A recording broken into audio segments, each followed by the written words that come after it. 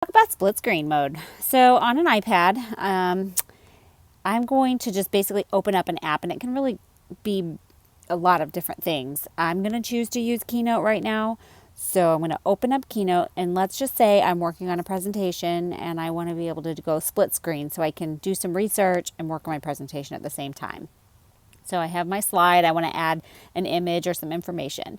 And I'd really like it if I could see Safari on the same screen. So if you take your finger to the bottom of your iPad and slowly swipe up from the bottom, and like once you see your dock, you kind of stop and let go, then that pulls up your dock. Anything you've used recently or that is already in your dock all the time is going to be something you can drag and pull over to split screen mode, or you can even float it on top of the screen.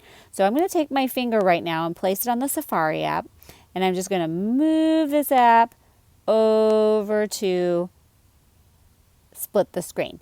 The first couple times you do this, it's going to feel a little awkward. The more you do it, the better at it you'll get. So I have a couple Safari windows open. I'm just going to go ahead and pull up this one that has my image search on it. So if I wanted to use these images in my presentation, I can just like pick an image that I want, drag it over, and pull it into my presentation. So that's kind of nice. I really like that. If I want my split screen to go away, then I can just grab the center, which you can also resize which side is bigger if you want, kind of like you can on your Mac. If I don't want it anymore at all, I can just grab the center and pull it away to the right off my screen. Okay.